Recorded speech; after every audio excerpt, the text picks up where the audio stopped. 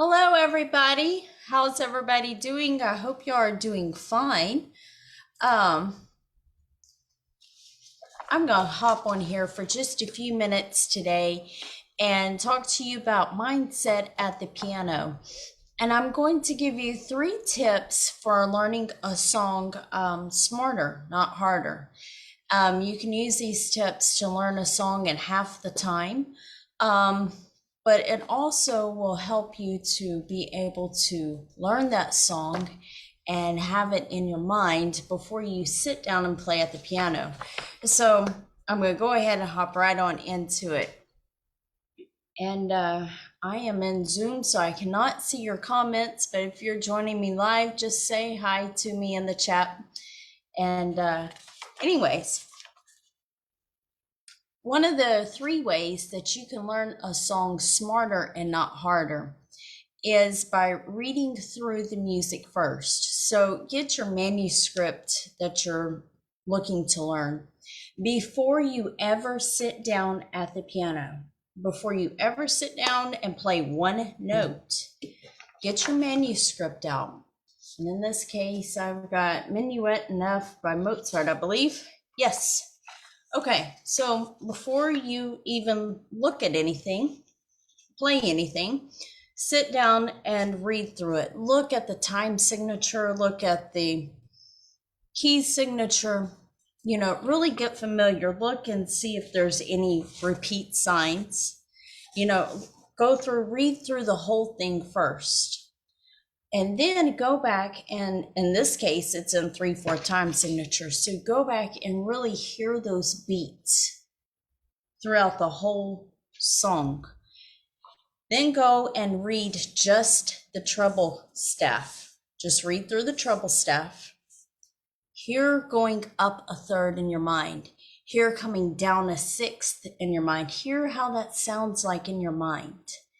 Then after you've went through the whole treble staff in your mind, then come back and read the bass staff. And then come back and try to put them together and try to think of how that would sound. And you'd be amazed whenever you actually sit down at the piano to play it, how it just really comes together. By doing just those mental preparations beforehand, it comes together so much smoothly, so much more smoothly, and it just flows beautifully.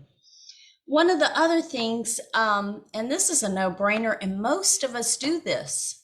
In fact, most of us do this and we don't do the other. We listen to everyone else play it. You get on YouTube and it's Minuet in F by Mozart. You can search it up. I'm sure there's probably quite a few videos of different people playing this.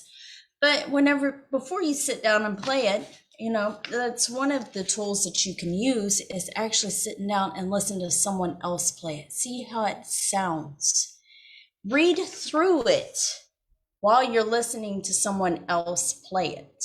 Read through it. See if they speed up anywhere, if they hold back, if they play it rubato, if they play it however they play it. Note that. Find things that you like about the way they play it. And then whenever you're going through it, you can implement that into your piano playing as well. Now, I'm not saying copy them, just little characteristics of the song that you like that maybe they do. I know For Elise by Beethoven, one of the, when I was learning it back when I was like 12, my piano teacher at the time had given me a bunch of recordings of For Elise, and I listened to all of them. They were all on cassette tape, and there was one that I would back it up. I would rewind the cassette tape, and I would totally re-listen to it. And one of the things I liked is once it was coming down the chromatic scale, and once it started to go back into the theme, and they would stop that. Well, they would slow it down and then they'd just go into it. And it was absolutely beautiful. Okay. My computer just gave me a notification. I hope y'all can see me. Another way, one of the best ways, other than reading through your manuscript first and listening to other people play it, is to, before you go to bed at night,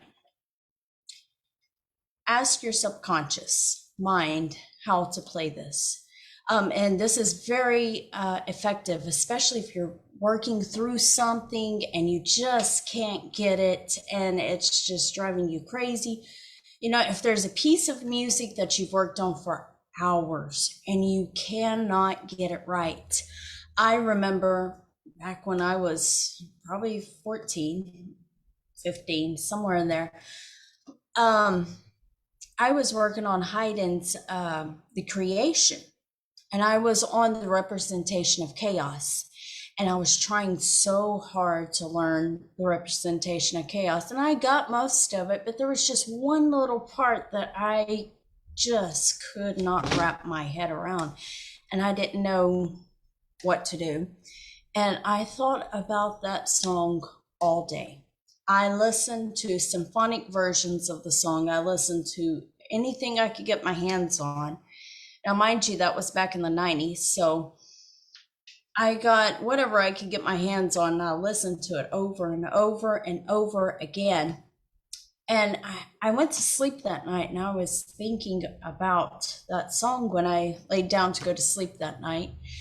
And it was about 3, 4 o'clock in the morning. I had a dream, and it clicked.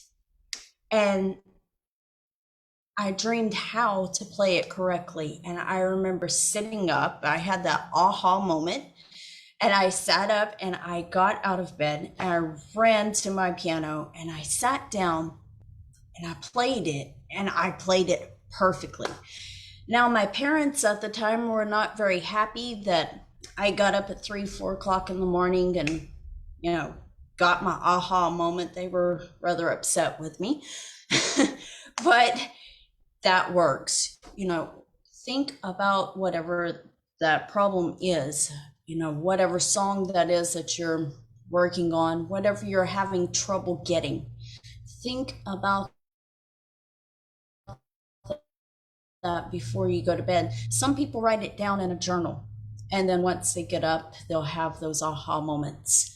Some people dream it. Some people, once they wake up, they'll have ideas come to them and, you know, just grab a pen and paper and jot them down. But anyways, I was just going to hop on here for just a few minutes and share those 3 tips with you. I hope this has given you some value. I also do, I teach piano lessons in my online piano studio. If this is something that you're interested in, I have my Calendly link in the chat, and you can go ahead and click on that and schedule a free session with me, and we'll get your goals, what you're wanting to play, what you can play now, and kind of see where we can bridge that gap and get you going with lessons. But anyways, I'm going to go ahead and jump on off here. I hope everyone has a wonderful rest of your day. Bye-bye.